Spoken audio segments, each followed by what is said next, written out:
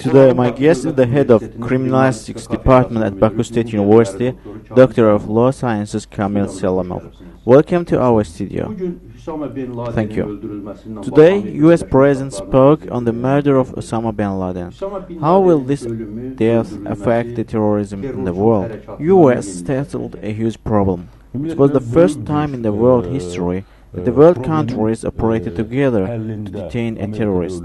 The main message of the US was that anyone committed terror will be punished sooner or later. This punishment reached bin Laden at last, but it should not be forgotten that the US only annihilated the head of Al-Qaeda, but the organization is still operating. But within the past 10 years of the fight against the terror organizations, number of leading persons, the structures of terror organizations were annihilated. Regardless of the number of annihilated people, if the underlying problems are not settled, another person will take the killed person's place. But it's said that Obama's international policy launched a new world, because Obama refers to the people fighting for democracy instead of dealing with the authoritarian regimes supporting terror. For instance, in Tunisia, Libya and other countries. How will it contribute to the anti-terror fight? Up to now, both politicians and experts associated their religious terror with Islam. Authoritarian regimes which fight against their population do not admit that they apply authoritarian system. They, for example, claimed in Egypt that they fought against radical terror. It is just because it's an old method. They try to gain support of US. Up to now, old methods, Islam, terror, religion, were the alleged reasons. But now, they think that it is the lack of democracy and support of authoritarian regimes that resulted in such problems. The democratic movement started from Iran, and the rate of radical terror decreased. The fight for democracy kicked off in Arabian world. Radical terror and democracy. Will the democracy be able to overshadow the terror?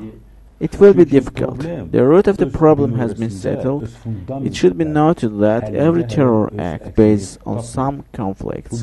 About 30 conflicts in the world are related with national factors. Other factors are religious extremism problems. What's extremism? If any force cannot solve its political problems, it begins to apply force. Look at Turkey. We see daily political struggle, but it's in frame of some ethics, because Turkey has built a foundation for a democratic system. You say conflicts underlie the terror. The Caucasian states, Armenia, Georgia and Azerbaijan, are renowned in the world for the conflicts. What are the main sources of terror here? Al-Qaeda early attempted to enter this region as well. The Caucasian states do not apply right balanced bills.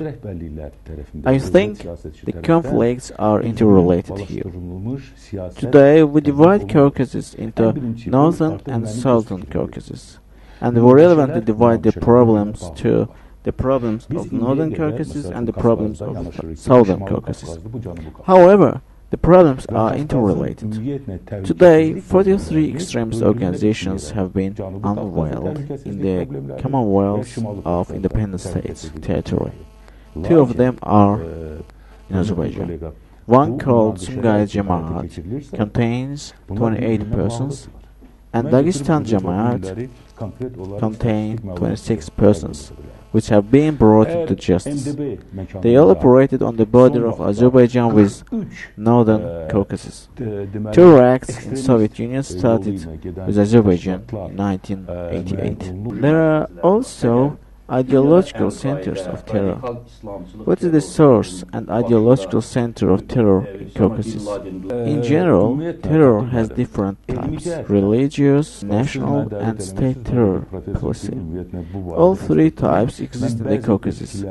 For example, Armenian intelligence service had sent a terror agent to Azerbaijan who committed terror. Main feature of the national terror is that the nation commits terror to gain independence or claim territory. territory. If Azerbaijan, for instance, says that it doesn't want Karabakh anymore, Armenia will leave terror. The terror is led by the source, which provides financial support and thus political support. Thank you for coming to our studio. Today our guest was the head of Criminalistics department at Baku State University, Doctor of Law Sciences, Kamil Salimov.